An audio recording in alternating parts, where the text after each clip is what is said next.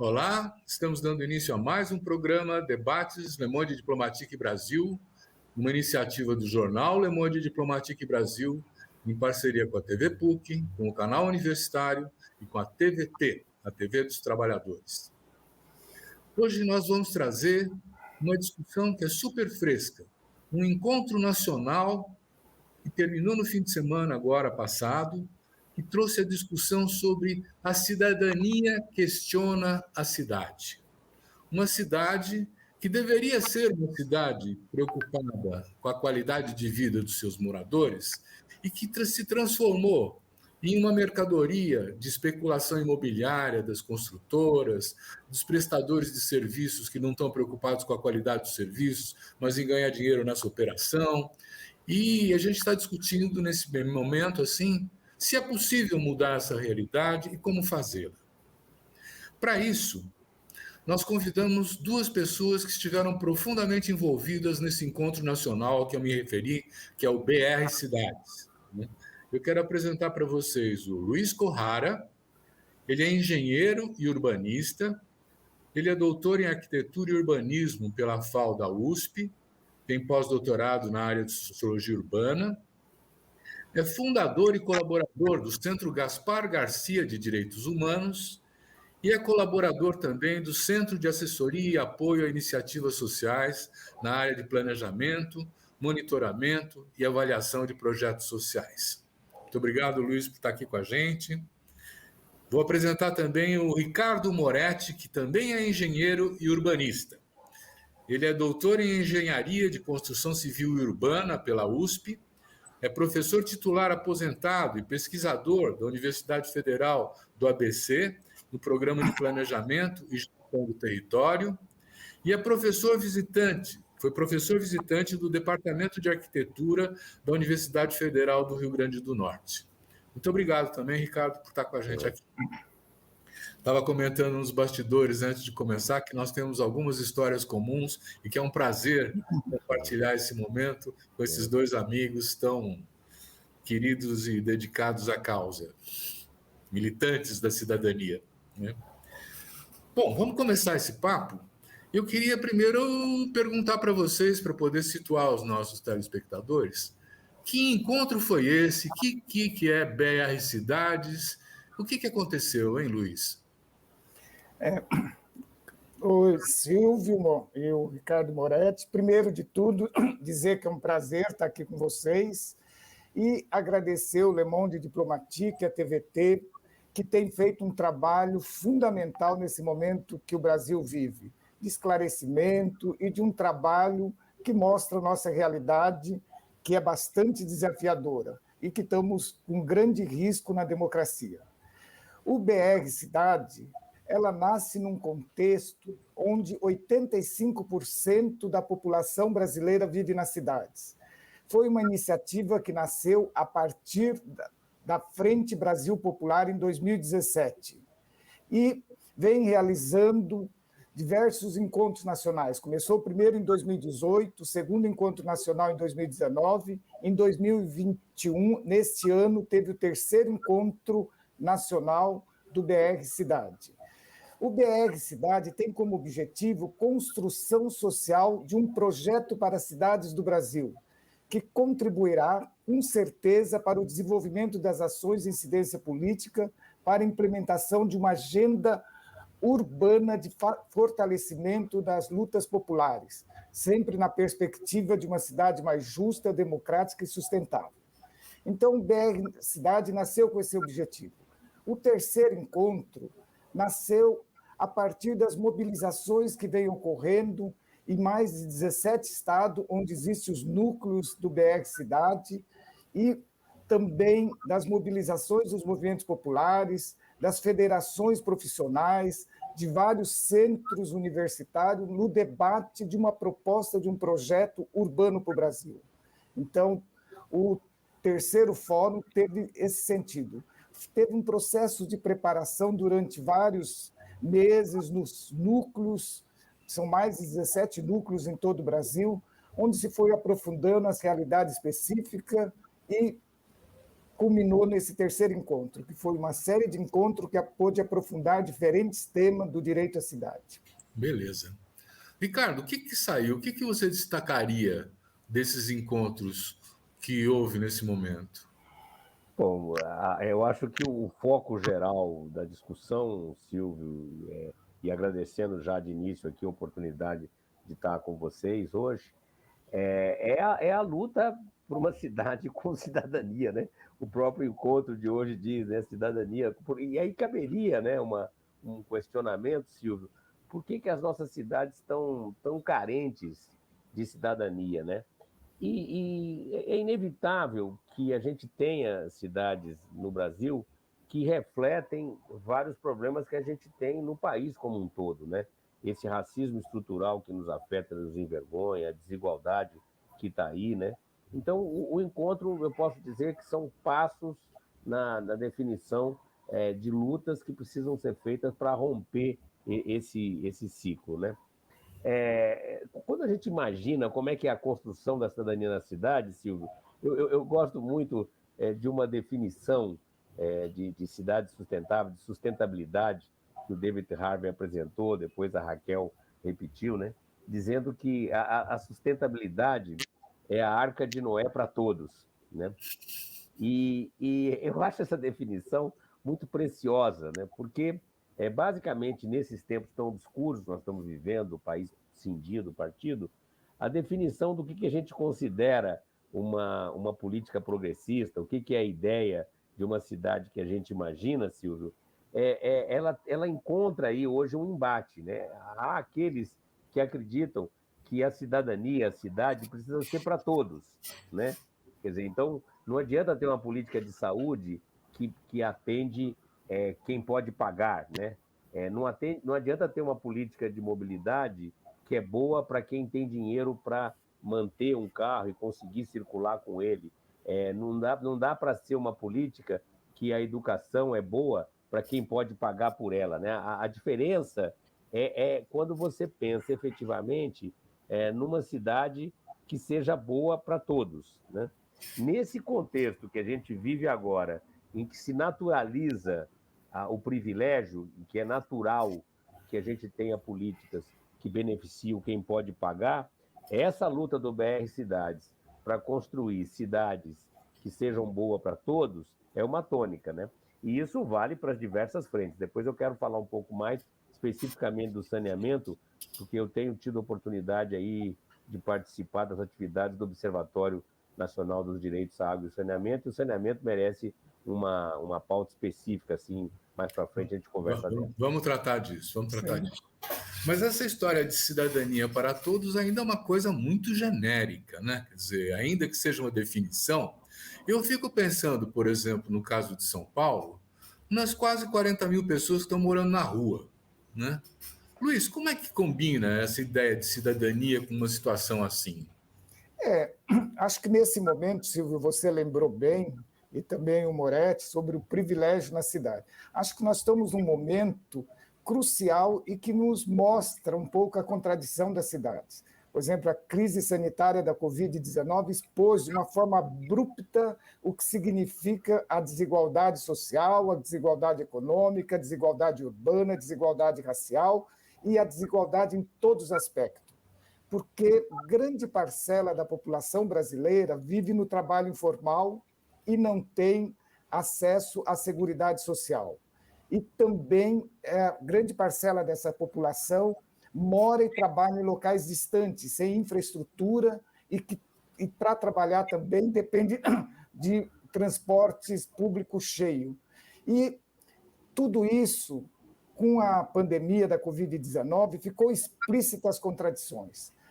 E, ao mesmo tempo, só para você ver um dado dessa contradição da cidade injusta e que a cidadania é para pouco. Durante a pandemia, no ano de 2020, o setor da construção civil teve um crescimento de 10,7%. E ainda destaca que, nesse período, o crescimento foi do mercado de luxo. E também está previsto para o setor da construção civil de um crescimento de 4% em 2021. Nesse mesmo período, como você ressaltou, Silvio, milhares de pessoas foram para a rua, ficaram em situação de rua. Em São Paulo, com certeza, supera os 40 mil. Centenas e milhares de famílias perderam o emprego ou tiveram um rebaixamento salarial. Então, a gente vê que tem toda uma estrutura contraditória e geradora da miséria, que é principalmente decorrente da lógica do modelo de desenvolvimento urbano, que privilegia o interesse do mercado imobiliário e em detrimento da cidadania da grande parcela da população. Então, enquanto a população empobreceu nesse período nas cidades do Brasil, o setor da construção civil tornou mais rico. Não é por acaso que nos 3 primeiros meses da pandemia, os 42 milionários do Brasil ficaram mais milionários e mais gente perdeu moradia, perdeu as condições, e nós temos hoje mais de 20 milhões de pessoas que não têm o que comer. Silvio, sobre esse assunto... Fala. Não, eu vou passar a palavra para você, mas eu queria provocar no seguinte sentido. A gente tem que tentar, vamos dizer assim, detalhar os conceitos, né? O que é uma lógica de desenvolvimento urbano perverso? O que é isso? Justamente, uma lógica de desenvolvimento urbano perversa é aquela que olha a cidade como mercadoria, como oportunidade de ganhar dinheiro, e não a cidade como locus da cidadania, como local em que as pessoas realizam seus anseios e conseguem todos viver bem, né?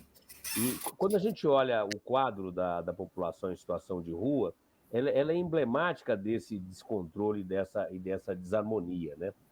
Vamos tomar esses dados que o Corrara acabou de apontar, né? As estatísticas falavam em São Paulo de 30 mil pessoas. Eu já ouvi gente falando que com o crescimento que aconteceu pós-pandemia, já se fala até em 50 mil pessoas na rua. Como a estatística não é recente, mas mesmo o número de 30 mil poucas, se contar, eu não estou com o número na cabeça, mas eu acredito que nós não devemos ter 300 cidades que têm 30 mil habitantes no Brasil, né? Então, nós temos uma cidade grande morando na rua, né? Em São Paulo. Aí a gente tem, simultaneamente, no mundo todo, um movimento que é chamado Habitação Primeiro, que entende que o problema de quem está na rua geralmente é um problema estrutural, que envolve todos os desequilíbrios desse mundo neoliberal, voltado para o lucro que tem no mundo afora, mas que a saída desse círculo vicioso começa com prover uma condição mínima de moradia. E aí, Silvio, entra uma discussão que eu acho muito importante, é que ao longo do século XX todo se criou uma ideia da casa própria, né? Quer dizer, todos nós, de menino, fomos incutidos com a ideia de que é absolutamente fundamental ter a casa própria, né? E, de certa forma, também fomos empurrados a acreditar que a coisa mais chique que tem no mundo é ter o carro próprio, né? Então, foi um século de criação de uma ideia da casa própria e do carro próprio. Agora, cada vez fica mais claro que para os setores mais vulneráveis da sociedade, é fundamental que exista habitação como um serviço de moradia, né? E isso é plenamente viável. Com a ajuda do Corrara, eu tive a oportunidade de orientar uma pesquisa de mestrado que analisou as repúblicas, que é uma solução de moradia prevista no Sistema Único de Assistência Social, que tem um número bastante reduzido em São Paulo. São Paulo tem cerca de 200 vagas em repúblicas e, ao mesmo tempo, que tem quase 7 mil vagas em albergue. A população que está em situação de rua odeia os albergues, porque eles comentam solução de moradia quando eu tenho a chave da casa, né? Então, eles entendem albergue como uma solução que em alguns momentos eles recorrem.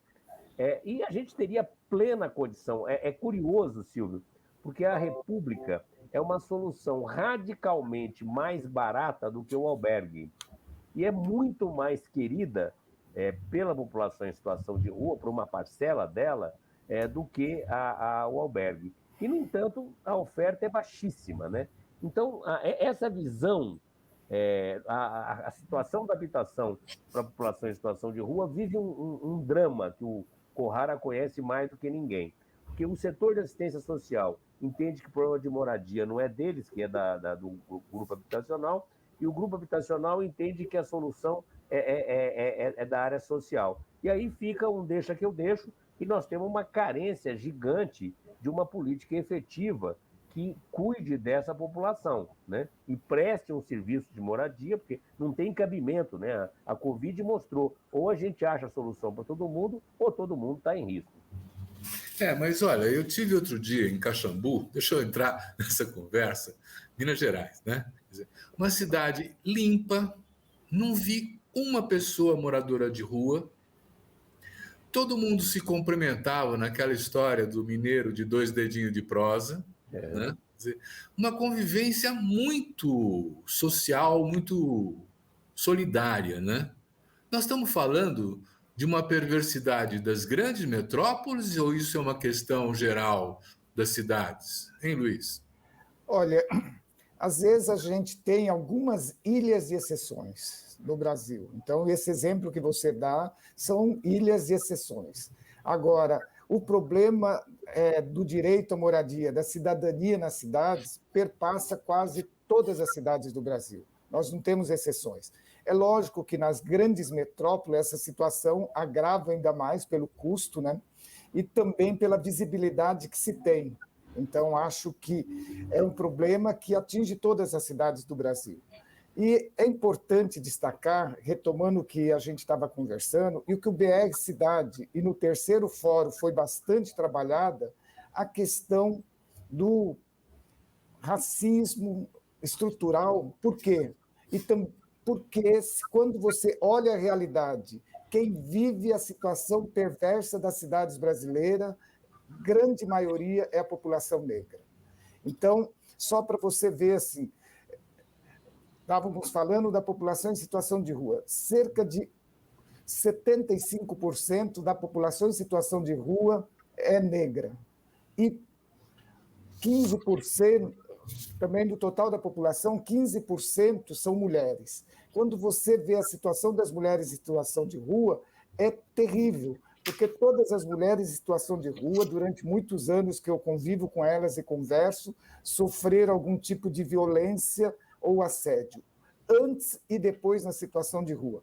Então, quando a gente discute hoje o direito à cidade, e o que o BR Cidade tem trazido de forma bastante explícita, que é fundamental discutir a questão de raça, gênero e também a juventude, porque quando a gente está falando em perversidade urbana, a não cidadania são as populações mais atingidas também nesse contexto de contradições e de muita perversidade para quem vive na cidade, de exclusão total das populações mais pobres. Então, mas numa situação como essa, vocês se referiram aos movimentos sociais, vocês se referiram às mobilizações urbanas, né? Nós temos as ocupações, nós temos as manifestações públicas, né? Isso está mudando alguma coisa, esse tipo de dinâmica, esse tipo de mobilização da cidadania? Ricardo, você acha que esses atores estão fazendo alguma diferença, estão mudando alguma política? Pô, Silvio, eu confesso que quando houve a eleição e eu vi qual era a composição do nosso Congresso Nacional e vi quem era o presidente da República, eu temi que a gente tivesse uma verdadeira barbárie, né? Porque um presidente que elogia publicamente o maior torturador, né? Então eu imaginei que... E eu de certa forma, contrariando um pessimismo que é natural, porque como ser otimista num quadro de 600 mil pessoas aí quase morrendo com uma doença que chegou a ser tratada como uma gripezinha, né? É uma tristeza muito grande. Mas eu acho que nós não desgovernamos totalmente, nós ainda temos, justamente por causa dos movimentos, dessa luta que aí se articula nacionalmente para garantir cidadania, garantir um mínimo de direitos, né? Eu acho que essa luta que aconteceu está acontecendo, eu quero acreditar que vai crescer, é o que pode nos garantir a volta a uma condição mínima de civilidade, sabe, Silvio? Eu acho que é fundamental essa luta. Mas você falou das metrópoles, Silvio, eu queria fazer um comentário, até emendando com uma fala do Corrara, né? Fique à vontade. Nós temos uma população urbana muito grande, o Corrara falou de 85% de população urbana, né? Mas acontece uma coisa que eu acho que é bem importante, que a gente tem uma parcela de população que mora nas cidades, mas que é completamente ligada ao mundo rural, né? Se você pegar um município isolado que tenha menos do que 10 mil habitantes, né, ele com certeza ele é um mundo radicalmente voltado, embora a pessoa more dentro do perímetro urbano, ele pode, dependendo de como a gente enquadrasse o que é rural, você poderia dizer que aquela é uma população rural, né? Então, eu estimo que a população que vive em agrupamentos urbanos que tem características fortemente rurais no Brasil é da ordem de 35% da população brasileira, né? Então, assim, embora o percentual de população rural seja de 15%, o número de pessoas que vivem em cidades em que a característica é rural é muito grande. E, infelizmente, Silvio, a nossa estrutura de planejamento urbano, até o próprio federalismo brasileiro, ele deixou muito de lado esse tipo de município, né? Se você analisar o próprio Estatuto da Cidade, ele inclui, né? Primeiro é que ele prevê para municípios de mais de 20 mil habitantes. Em alguns estados, o plano diretor é necessário para todos os municípios. Mas, se você olhar os instrumentos que são obrigatórios no plano diretor, previsto no Estatuto da Cidade, você encontra outorga onerosa, preempção, e para um município de 10 mil habitantes, provavelmente o técnico vai perguntar se preempção é alguma coisa para comer, né? Porque preempção, sabe, no município de 10, 20 mil habitantes. Então, nós da área de planejamento acabamos concebendo uma estrutura de planejamento que é para município médio isolado. Médio ou grande, isolado, mas isolado. Então, nós não criamos, ao longo desses anos aí que preparamos o planejamento, nenhuma estrutura boa para governar regionalmente as metrópoles.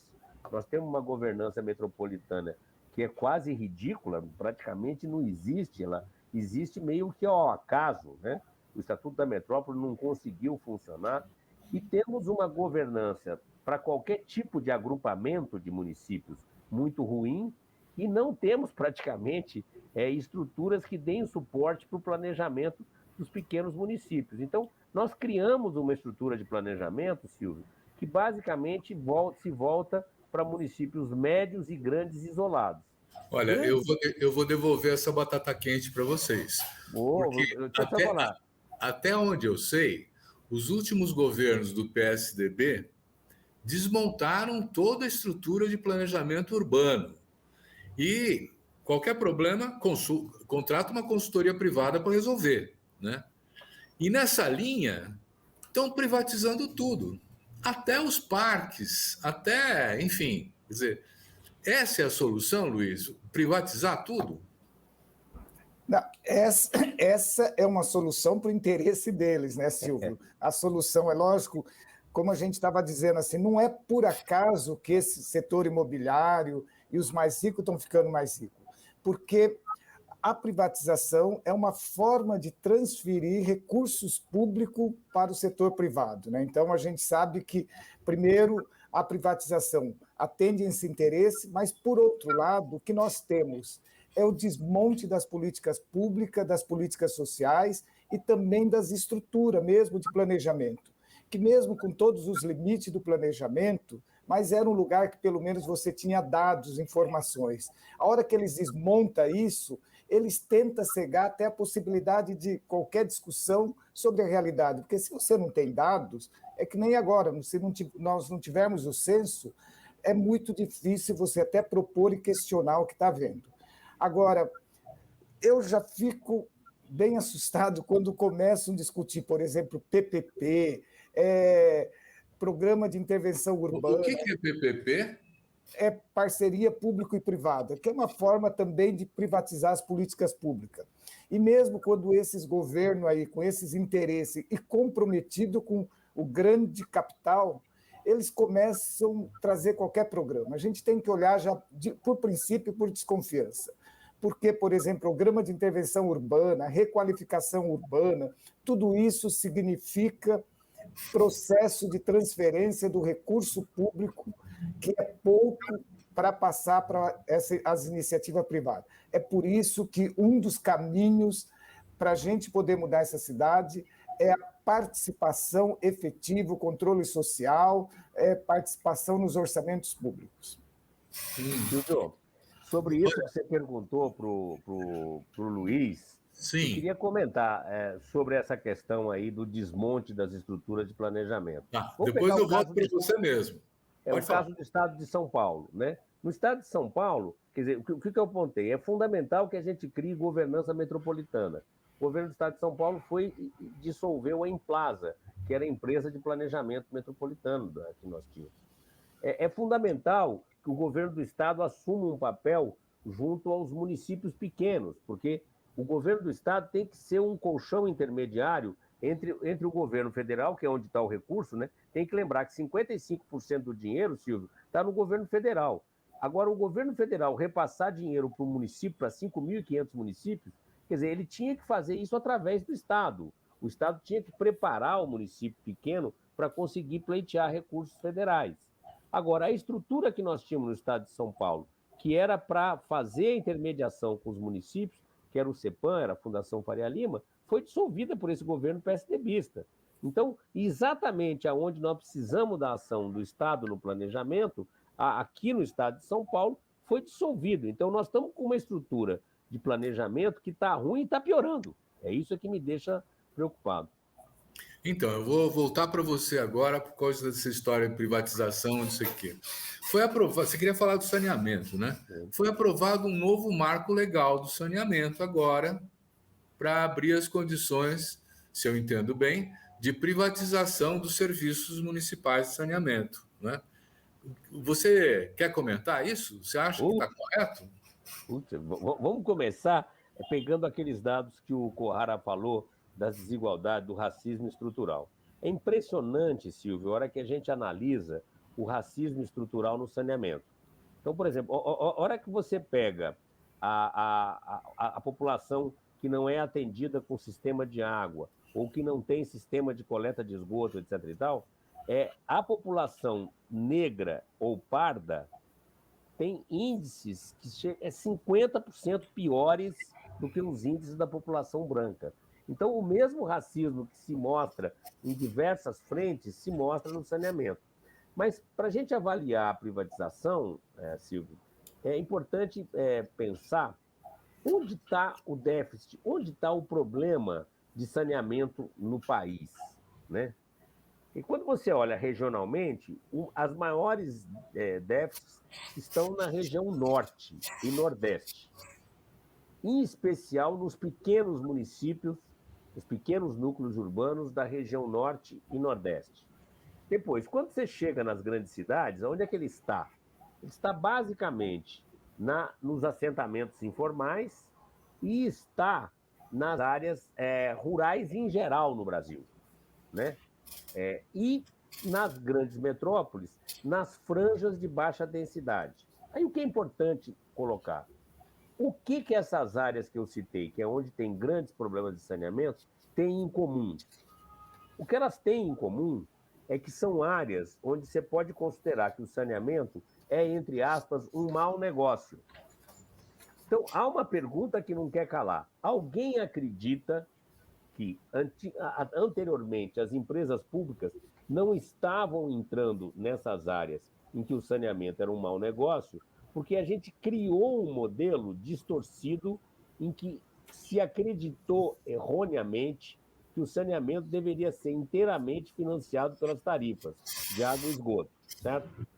Existia um problema sério, que era essa visão das companhias estaduais dando lucro, bilionários, né? Aí o que está sendo feito agora? está se empurrando, forçando uma privatização. Agora, eu quero perguntar para os telespectadores, vocês acreditam de fato que as empresas privadas vão agir intensamente nos locais onde o saneamento é considerado um mau negócio? Quer dizer, vocês acham que o déficit de saneamento vai diminuir com a ação privada? Na minha opinião, Silvio, de forma alguma. A privatização, nos moldes que ela está sendo feita, não somente não traz dinheiro para o saneamento, como ela vai, ao contrário, tirar dinheiro do saneamento. Mas isso eu quero comentar um pouco mais para frente. Deixa eu trazer aqui que Paris privatizou os serviços de água durante 10 anos, né? E depois de avaliar que o serviço ficou ruim e a tarifa ficou muito cara, eles reapropriaram, eles pediram de volta. Pediram não, decidiram, né? Que não tem mais privatização, isso é uma gestão direta do Estado, né? E concluíram, e essa frase está nos documentos dele, que a operação privada dos serviços públicos é incompatível com o interesse público, né? Quer dizer, se uma empresa começar a fazer um serviço, ela vai gastar o menos possível para ter o maior lucro e a qualidade cai, né? Então tem essa dificuldade. Mas quando a gente fala do direito à cidade, eu queria saber se o BR Cidades tocou isso também. Nós temos que pensar também que nós temos órgãos públicos que decidem as coisas, né? Essas políticas que vocês estão falando que são ruins, elas foram aprovadas pela Câmara Municipal de São Paulo, por exemplo, né? Ou pelas câmaras municipais por aí, né? Como é isso, Luiz? Quer dizer, os representantes do povo não se interessam pelo povo? Boa. Essa provocação, Silvia, mas só para dizer assim, primeiro de tudo, acho que esse tema está na centralidade do BR Cidade, né? Assim, então, porque o BR Cidade nasce a partir de certos anseios. Por que o BR Cidade cresceu rapidamente? Porque tem uma base da população de diversos segmentos sociais que está preocupado com essa realidade da cidade aí e com muita preocupação para incidir nas políticas públicas e mudar um pouco essa estrutura do Estado. Então, eu vejo assim que todo esforço da BR Cidade de fazer mobilização, formar núcleos que estejam diretamente ligados com a base, onde possa escutar as realidades locais, também debater no âmbito municipal. Tivemos vários debates sobre a questão metropolitana e também no âmbito nacional. Então, a proposta do BR Cidade é articular todas as forças populares e de pensadores de todo o Brasil na luta para mudar e também mudar o Estado, porque esse Estado que está aí, ele está mais atendendo os interesses do que pensando na cidadania da sua população. Você olhar, nós temos mais de 50 milhões de pessoas que moram em condições de extrema precariedade. Se não houver uma mudança, nós não temos o processo da democratização. Uma discussão bastante forte nesse sentido do BR Cidade é que a democracia, a justiça social e a sustentabilidade passa pelos chãos das cidades. Então, isso tem sido bastante debatido. É fundamental que os trabalhos sejam retomados em muitos lugares na base, nos territórios, nas comunidades, nas favelas, nas ocupações, nas igrejas, nas ruas, nas praças, porque a gente acredita que esse é o processo que vai transformar as cidades do Brasil. E é lógico, com força para poder fazer incidência política e a transformação. Pois é, né? Eu fico pensando assim, como uma cidade como São Paulo, uma região metropolitana como São Paulo, tem um governo centralizado, né? Que não é capaz, inclusive, de ter a sensibilidade do que está acontecendo em cada pedaço em particular, né? Mesmo o Japão, que é um país que tem um governo conservador, descentralizou as suas cidades de uma maneira radical, décadas atrás. Ricardo, como é que você vê essa história da gestão concentrada? Então, não resta dúvida, Silvio, que nós precisamos reforçar os mecanismos participativos para a tomada de decisão, né? Eu não vejo saída para a gente construir cidadania se as pessoas não tiverem grande força local, né? Agora, o que acontece? Junto com essa delegação de poder para que as pessoas discutam e decidam o rumo que querem para suas vidas, para suas cidades, para a construção da sua cidadania, nós temos que conseguir um desafio paralelo, que é a construção de um olhar regional sobre os problemas também, né? São dois desafios diferentes, né?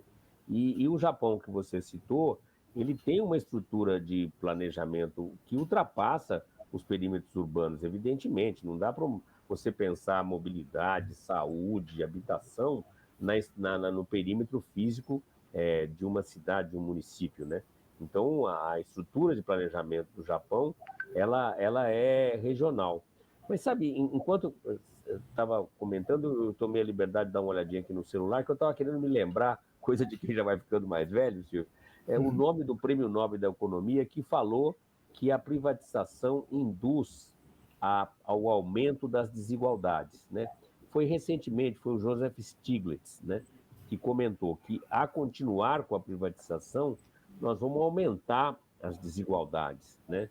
E, especificamente no caso do saneamento, Silvio, eu vou tomar a liberdade de retomar na questão do saneamento o que está acontecendo. Vocês devem ter acompanhado que houve lá a oferta da privatização no Rio de Janeiro, da SEDAI, né, e que as 3 lotes para os quais a iniciativa privada manifestou interesse, eles pagavam uma outorga de 21 bilhões de reais, né?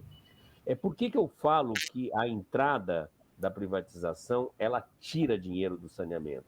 Porque, repare só, esse dinheiro, os 21 bilhões, uma parte significativa deles, eles estimam que seja da ordem de 16, 17, deverá vir de um dinheiro que vem do BNDES. É dinheiro que tradicionalmente era emprestado para as companhias de saneamento para fazer os grandes investimentos, depois pagava com a tarifa. Agora, o que acontece? Esse dinheiro, ele vai para a empresa privada pagar a outorga para adquirir os direitos de operar o serviço. Então, o cidadão do Rio de Janeiro, ele vai ter que pagar pelo serviço e pagar uma dívida, porque esses 21 bilhões, Silvio, não foram para o saneamento, eles foram para os cofres estaduais. É como se o governo estadual do Rio de Janeiro estivesse tomando um empréstimo de 21 bilhões de reais. Da onde virá esse dinheiro com a empresa privada? Das tarifas. A parte desses 21 bilhões que veio do BNDES é dinheiro que iria para o saneamento, emprestado para as companhias de saneamento, e que agora vai para os cofres estaduais e municipais para acertar a contabilidade deficitária. Então, na privatização do saneamento, do jeito que ela está sendo feita, nós estamos tirando o dinheiro do saneamento. E os municípios pequenos, as áreas pouco interessantes para o mercado, estão literalmente no mato. Então, nós estamos indo para um processo de privatização, retomando aquela ideia da Arca de Noé para todos, em que nós vamos ter bons serviços para quem pode pagar. E o resto? O resto que se exploda. Isso daí é o caos. Não há como viver em cidades em que uma parcela tem acesso e o resto, a maior parte, não.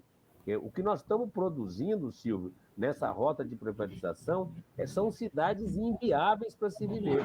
Isso que me deixa atormentado, e isso é o foco, né, dessa discussão que o BR Cidades tem patrocinado. Beleza. Vamos voltar, então, para as lutas, né? Vocês estão apontando o seguinte: tem uma lógica que é operada pelas empresas privadas, que é uma lógica excludente, mas nós temos, assim, uma trajetória de lutas importante também no direito à cidade, né? Quer dizer, conseguimos botar o Estatuto da Cidade valendo, os planos diretores municipais, se bem que é verdade, nem o Estatuto nem os planos foram muito respeitados, né? Quer dizer, mas tem coisas como o MTST, que está conseguindo fazer alguns avanços, não é? Como é que você vê isso, Luiz, esse crescimento de lutas? Nós estamos num refluxo, nós estamos num momento de crescimento das lutas. Como é que é isso? Olha, nós estamos num momento crítico, acho que numa encruzilhada. Nós estamos aí no momento que os os valores civilizatórios estão sendo atacados todos os dias. Não é à toa que o Paulo Freire é atacado todos os dias, porque representa questionar os valores que não são civilizatórios. Nós temos também a questão do desemprego, que é crescente, empobrecimento da população, aprofundamento da desigualdade, avanço das igrejas neopentecostais fundamentalistas, que nas bases populares. Então, nós estamos num momento bastante crítico em vários aspectos. Por outro lado, no Brasil, nós temos uma história grande de luta e com muitas experiências positivas. Nós já tivemos prefeituras populares, mudanças de prioridade, orçamento participativo. E também construção de importantes marcos legais. Lógico que a gente sabe que nós estamos numa sociedade de disputa. Então, não é o fato da gente ter conquistado num período que isso é efetivado, porque a disputa, e uma disputa é desigual. Mas, por outro lado, eu acredito bastante, Silvio, apesar de esse momento ser difícil, com tudo que eu contextualizei aí, esqueci também de dizer do avanço do crime organizado, eu vejo, por exemplo, que o próprio BR Cidade já é um apontamento de esperança. Eu fico impressionado com a quantidade de jovens participando nesses debates, populações que muitas vezes invisibilizadas entram nas discussões, novas lideranças surgindo. Então, ainda é quase que uma flor que está brotando, mas eu tenho certeza que vai dar muitos frutos. Eu tenho convicção de que nós vamos conseguir mudar.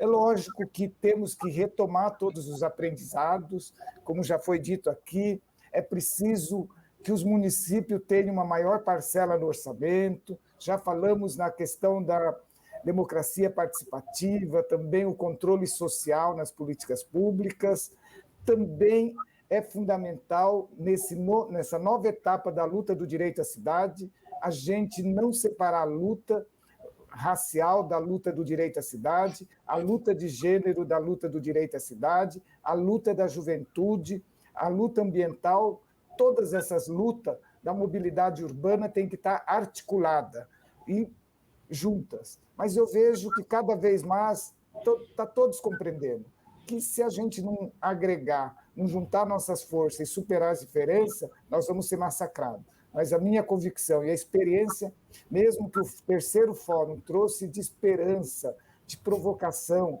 e de gente que está na luta na base. Então, para mim, ainda acredito muito. E, como disse o Moretti no início, o Brasil seria muito pior se nós não tivéssemos os movimentos populares ainda resistindo em todos os âmbitos. Tem movimento da população de rua trabalhando em todo o Brasil. Nossa. Do pessoal mais fragilizado. Você vê o movimento de moradia com todos esses embates resistindo, os movimentos raciais resistindo, os movimentos de mulheres. Né? Então, acredito, vamos em frente. Você quer comentar alguma coisa, Ricardo, ou eu faço uma questão? Quero sim, né? Essa questão da luta agora, né, é fundamental. Quer dizer, quem não luta está morto, né, Silvio? Nós temos um contexto absolutamente avassalador aí em cima das cidades e eu vejo muita esperança. Por exemplo, agora o Fórum BR Cidades vai botar bastante energia, né? Botou bastante foco num grande encontro, Silvio, que vai ser realizado em 2022. Né? Esse encontro, a organização desse encontro tem 87 instituições de luta pelo direito à cidade, de luta por cidades com cidadania, da menor desigualdade, 87 instituições de caráter nacional. Né? Então, foram chamadas para essa organização desse grande encontro em 2022 87 grupos que têm inserção nacional, que nem o BR Cidades, que nem o ONDAS, né, o Observatório de Direito à Água e Saneamento. Agora, a pauta, o que é? É tirar um programa de atuação, de lutas para as cidades, para ser divulgado, para ser apresentado para os candidatos, tanto do Legislativo quanto do Executivo, nas eleições de 2022. Então, apresentar essa pauta e cobrar dos futuros candidatos que se comprometam com uma outra cidade, uma cidade que olhe para todo mundo, é fundamental. E Silvio, eu queria comentar uma coisa que me diverte muito, né? O Corrado e eu somos engenheiros, né? Você não é engenheiro, né, Silvio? Você é sociólogo, né? Eu sou sociólogo. Sociólogo. Mas engenheiro, Silvio, é uma coisa danada. Se você der 5 números para o engenheiro, automaticamente é uma compulsão. Ele soma e divide por 5, né? Engenheiro tem uma fixação por médias, né? por estatística, mas especialmente por médias simples, né? Cada vez eu fico mais desconfiado das médias, né? E especialmente no saneamento, se o vira e mexe, alguém chega e fala: o serviço está indo bem, nós estamos atendendo 90% da população, ou atendendo 95% da população, né? Aí eu me divirto pensando assim: o que você acha de um atendimento de 95%? Bom, ele é ótimo se eu tiver no 95%, né, Silvio? Se eu tiver no 5%, a situação é trágica, né? E existe uma conexão do saneamento com a saúde pública, né? O saneamento nasceu ali forte, ele cresceu no começo do século XX, fortemente atrelado com a saúde pública, né? E o conceito de saúde pública, quer dizer, se a gente for ver o de política pública mais forte que a gente tem no Brasil hoje, é o sistema de saúde, é o SUS, né? É o que está nos evitando aí, conseguindo prevenir a barbárie total. O SUS é uma lógica de atender a todos, é aquele princípio da nossa conversa, né? Todos, Silvio, não é 90%, não é 95%. Todos é todos. É justamente aquilo que a privatização ignora. Então, a Covid, o contexto de saúde pública, mostra que nós vamos ter que ter lutas para assegurar direitos de todos, o que quiser inventar, sabe? Tem que atender universalmente, né? Essa é a pauta da luta. Olha, nós estamos chegando ao final. Esse papo tá bom, é rápido. Temos aí alguns minutos, uns 3, 4 minutos a mais, né? E eu queria trazer uma questão que está premente, né? Aliás, ligada ao saneamento. Nós temos a possibilidade de ter falta de água e apagão, né?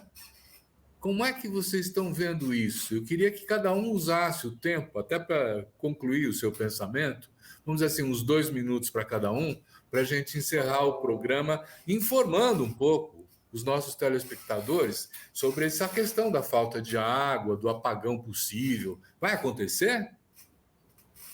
Luiz? Olha, esse apagão, ele reflete primeiro a prioridade e também a forma de gestão dos governantes aí.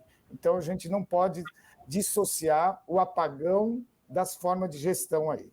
Agora, eu acho que nós estamos numa situação de risco aí, com certeza, para mim, o risco, porque não houve investimentos necessários, não houve uma atenção necessária para isso daí. Agora, é lógico que o apagão atinge também um setor econômico. Então, com isso, talvez tenha alguns socorros de última hora aí. Mas eu penso que é um grande desafio. Agora, nós temos muitos apagões também, que, como não atinge todos, isso nem sempre é dado a devida atenção. Nós temos apagão na saúde, se você for ver a situação da população mais pobre no atendimento da saúde, nós temos apagão na falta de moradia, nós temos apagão com os despejos. Então, tem uma parcela da população que vive o apagão cotidianamente e que nós precisamos que todos os apagões tenham a mesma atenção do apagão que nós estamos sob risco de ter apagão da energia elétrica, principalmente. Ricardo. Ô, Silvio, a questão aí do apagão de energia, ou a dificuldade da crise hídrica ligada ao problema climático, um dos aspectos delicados é a gestão, a operação das barragens, né?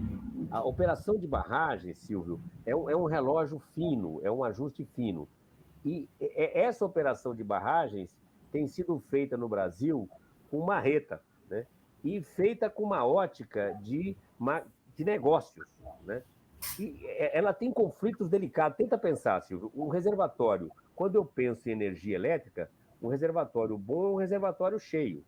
Quando eu penso em prevenção de enchentes, reservatório bom, reservatório vazio. Quando eu penso em abastecimento de água, ele é cheio, quanto mais cheio para garantir, né? Então, a operação de um reservatório, né? Se eu deixo escoar, se eu gero energia, o que eu faço, é uma máquina fina. E ela está sendo muito, muito maltratada, né? Com uma ótica muito imediatista. Esse é um problema. Fora a mudança climática que nós estamos fazendo com o nosso país, né? Não preciso comentar que os nossos telespectadores estão acompanhando, né? Agora, nas empresas de saneamento, a ótica de que o lucro é o ponto central impede, Silvio, uma coisa que eu acho fundamental no caso da água, que é gestão de demanda. Em qualquer grande metrópole, não precisa ser no Brasil, você economizar água, usar com muita sabedoria, é um foco central. Agora, eu te perguntaria, Silvio, você acreditaria numa campanha para reduzir o consumo de gasolina feita por uma grande distribuidora, que nem a Texaco, a Esso, a Petrobras? Acho que não, né? O que acontece? As empresas de saneamento, como é que alguém diz que é bacana numa empresa de saneamento? Se a empresa é financeiramente equilibrada. Da onde que vem o dinheiro da companhia de água e esgoto? Da venda de água, né? Você acha que as companhias conseguem conduzir uma política de gestão de demanda efetiva? De jeito nenhum. Teve um caso de um colega nosso, que está no Ondas, que numa certa ocasião ele desenvolveu um vaso de baixo consumo e levou para a Sabesp. O presidente da Sabesp que eu atendeu falou: quem disse que a gente quer economizar água? A gente vende água. Então, mudar o modelo, fazer com que o saneamento esteja colado na saúde pública, Silvio, é um grande desafio que a gente tem pela frente.